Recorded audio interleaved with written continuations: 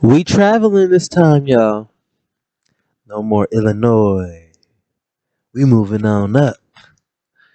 We out here. We going to Brooklyn, New York. We going to New York. This story is pretty interesting. Actually, I saw it today, and it caught my eye because it's some crazy love triangle square sugar daddy murder type mystery. We going in today. We going in. I'm about to be real 100 with y'all. Ernest Diaz was for the streets. That man was for the streets. If you looked in the dictionary and for the streets, it'd be that man. That R.I.P. bro. You was for the streets. I'm gonna get into why I say he was for the streets because he had a complicated love life, if you want to call it that. He had a girl. He had three kids with this girl, but he had a secret. One day, even his family wasn't aware of. His friends wasn't aware of. Nobody knew. He hid it from the girlfriend, hid it from the kids, hid it from everybody. Basically, this man had multiple affairs with men and women, ranging for decades before his death. But ultimately, this love life caught up to him one day at an apartment of one of his longtime lovers, who, in a jealous rage, murdered Ernest Diaz in cold blood with a knife. First responders were called to the building on the corner of 99th Street and 3rd Avenue in Bay Ridge just around 2:50 p.m. for reports of a man bleeding, police said. He came out of the apartment building naked and there was a lot of blood, says one of the liquor store owners who had a liquor store on the corner. I never saw so much blood in my life, his neighbor, Patricia Sacco, said of the aftermath of the gruesome slaying. So, like, dang, like, it just made me wonder, like, how much blood was really coming out of this man's body and how many times he was stabbed. They said multiple times. And when people usually are in like jealous rages, it's like overkill. So just imagine, because from what I'm hearing, it's a lot of blood. From what we're seeing, and from the pictures, a lot of blood. Medics found the new man bleeding on the sidewalk after he was stabbed, clearly, cops said. In the gory aftermath, the sidewalk and a door were stained with blood, and the building was taped off as the police investigation began of the fatal stabbing. He was murdered a day after Thanksgiving. So that's sad. Like, damn, you just enjoyed the holidays. You just probably had a good time with one of your girlfriends. We don't know. We don't know if he was with you. He was probably with the fam first and then ended up with the girlfriend after. Who am I to judge? But that's some messed up shit, you know. It's this messed up. Now, me being me, I watch a lot of murder mysteries, a lot of true crime. I always have Discovery ID, my shit. But so my mind was running. I was like, what did he do to have this crime of passion end in the result of his death? Like, what was going on? What happened during these events? And honestly, I was shocked to find out the reason why he stabbed him. Um, like it just. I mean, I get, like, I thought maybe like a text messages might have been found, something like he went through the phone, some videos that didn't need to be out there was out there. I didn't know, but the reason why Diaz ended up getting stabbed was a jacket, a simple jacket. Now I'm gonna go into why. So basically,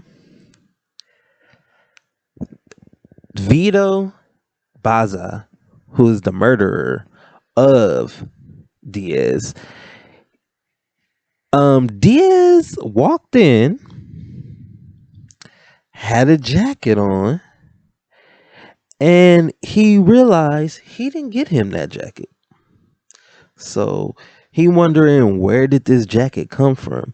Now, me being me, if I'm talking to somebody or I'm dating somebody, I'm gonna be real honest. I'm not gonna be paying attention to, like, they got a new jacket, like that, like in that sense. I'll probably be like, damn, that jacket look good on her, type shit. Not know who the fuck got you that jacket. Like, where'd you get that jacket from? Like, that's a nice ass jacket, nigga. Where you get that jacket from? Like, I don't know. I don't think I ever got to that level of crazy yet, but clearly some people have. When Diaz was killed, he left behind his longtime girlfriend in Queens and their three grieving young children and a new young friend, the one who gave him the code in the first place, and a former lover, Hank Horrell, who eventually became a surrogate father, which is interesting, you know. Um, I mean, back maybe that happens to a lot of sugar babies. They start befriending, you know, the sugar, the daddy, and then eventually, y'all become friends. No more sex, no more sugar. Y'all just cool. But we're going to talk a lot about Hank because he gives a lot of quotes. Um, he basically said this is shocking. He said he had a long romantic relationship with Diaz after the pair met 16 years ago, and he never thought, like, he never would have thought someone would want to do anything like this to him. Like, people loved him, and he felt like this is Psycho.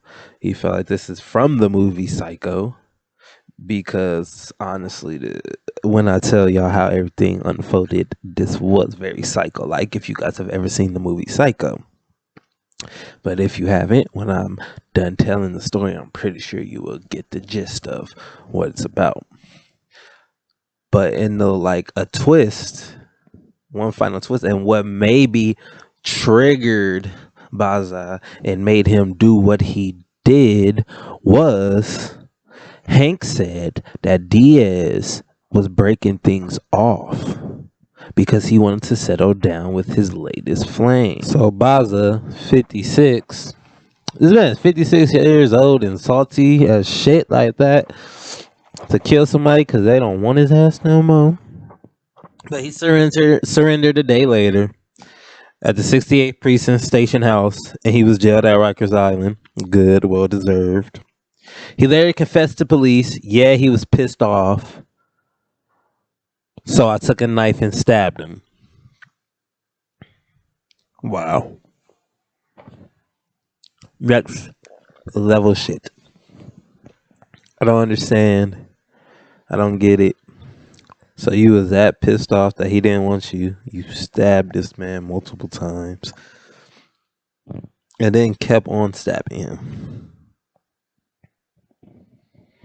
I didn't even say that part about how you chased him down, punched him in the head, and kept stabbing him. They were lovers for almost 2 decades. They maintained an unorthodox arrangement where, Baza, since he came from money, he served as the godfather to Diaz's kids and helped cover bills.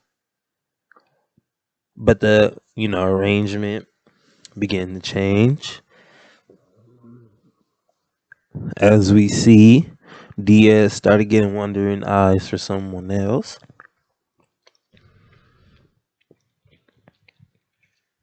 And the rest is history. But the main thing that they fought over in the beginning was money. So that's what started everything. Money.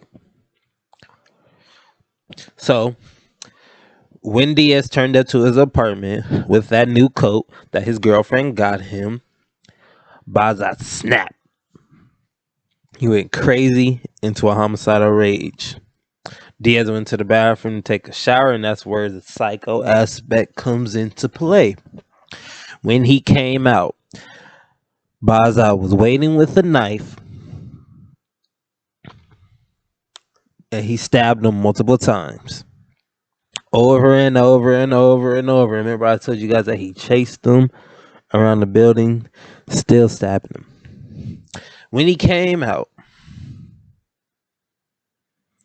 Diaz ended up coming out of the fifth floor elevator, leaking blood. A dreadlock man, so that means he's probably wearing a disguise because from the picture I found of him, and that man definitely did not have dreadlocks. He was not bumbleclot. None of that shit. A dread-handed man can be seen in the CCTV footage following Diaz, covered in blood, back into the building and stabbing him again before fleeing and then returning one more time to stab the victim several more times. Then you later see the victim collapse onto the floor. Now we're going to go back to Hank and Diaz's story and kind of go over, I guess, how it went from that dynamic of father figure, sex partners to father figures. Well, Hank met Diaz around 2005 when the younger man was a sex worker. Basically, he was hustling out of Times Square's post office, which is interesting. You're slinging peen out of a post office. Who am I to judge? He is trying to make ends meet after the birth of his first child with his longtime girlfriend. I wonder if it's the same girlfriend. I'm pretty sure, though. If they had 3 kids together, pretty sure. After I met him, I found out he had a good personality. So that's what got me with him for more than 10 years. The two remained friends after their sexual relationship ended about 6 years ago. He explained that Diaz grew up without a father, so he wanted to transition into that role and be a surrogate dad. Hank was treated like family by Diaz's kids, who referred to him as Uncle Hank. His door was always open to Diaz, who spent time at both his Long Island City apartment and Pennsylvania country house over the years. Diaz, after years of being security guard, he took a job working nights this past summer as a on and off book bouncer at a strip club to help support the kids, Hank said. There was soon another romantic companion when Diaz met a woman there and they became involved. Hank said he found some little happiness with this woman because this woman, she cooked for him, she pampered him, she loved him, she cleaned for him. So what has me confused about the statement is he was with this woman, his girlfriend, long enough to have 3 kids with her, long-term girlfriend at that. And he wanted to move on to this other woman because according to Hank, who is his father figure, she pampered him and she cooked for him.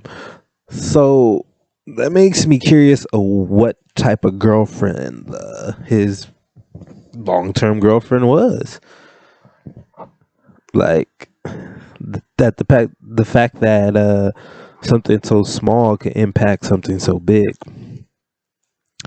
Shortly after the slaying, Diaz's long-term girlfriend posted pictures of him with their kids on Facebook, including a shot of the beaming dad with all 3 of his kids around the Christmas tree. Our family right now asks that you give us privacy, she wrote on Facebook. Please keep in mind that he leaves behind 3 children. They don't need any misinformation or stories about their father being put front and center for a few minutes of attention. And honestly, I agree with that because you gotta look at it like this. She's grieving. She basically found out the love of her life was cheating on her, was on the down low, and he was having sex with women and two. So from both spectrums, he was getting it. And the fact that you didn't know none of this, and the fact that you have to hear also a story about that he wanted another woman because of things that I don't know because I'm not there, that she might not have been doing.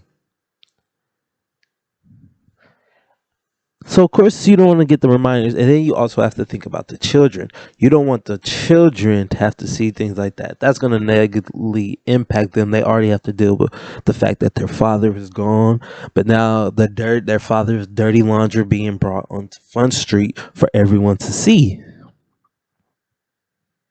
It's not something ideal. And then you got to think about the bullying aspect because anybody can do a quick Google search.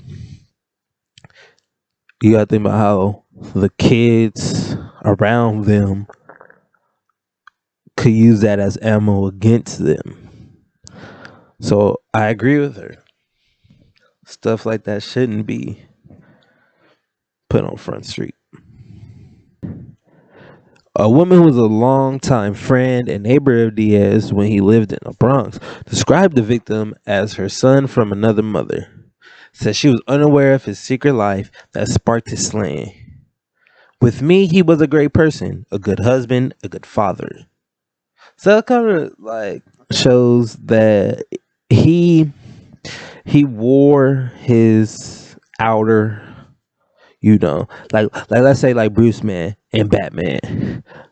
Batman is his inner self. So I guess this guy's inner self was, you know, being a dog. He was a cheater. He was the DL guy. So the inside of him was probably, gay. He was on the DL. So that's his Batman. And that straight family man was his Bruce Wayne. It's his alter ego. It's not really who he is, because we all know if you read Batman or pay attention to Batman, that's truly who he is. Bruce Wayne is just a shell. It's just who he has to play. It's his persona. So maybe the straight family man was his persona. He played it well. He was good at it. No one suspected a thing. So, but it ultimately caught up to him in the end, and that was the thing. They murdered him. Was that secret? Him living that life. With me, he was a great person, a good husband, good father, like I said. But besides that, I cannot tell you. She said, asking that her name, of course, will not be used. He never talked about that. I don't know about problems. Hank was unable to attend the funeral because of his age. He's 80 years old. There were, so of course, everything that's going on with COVID and everything else, of course, you can't travel, or you shouldn't travel around that age, because immune system, people don't be taking care of themselves. People don't be wearing masks. People don't care about you and your safety. They only care about themselves. But like I was saying, they last saw each other on November 17th and spoke the day before his slaying. I told him, "Hello, Ernest. Happy Thanksgiving," he recalled. And then he didn't hear anything back. Nothing. And the cold part about it is he found out about his death on TV. That's how you find out about your quote unquote son's death, on the television screen. It's cool. But yeah, we're gonna wrap this up. This is the story, a very crazy story, very interesting story, but brutal. And it's kind of crazy what love scorn people can do, because he clearly had hate coming back and punching him, coming back, stabbing him over and over and over again. Like, it's overkill, and that's usually what happens. But in these kind of cases, but yep, I'll see you guys later. Peace.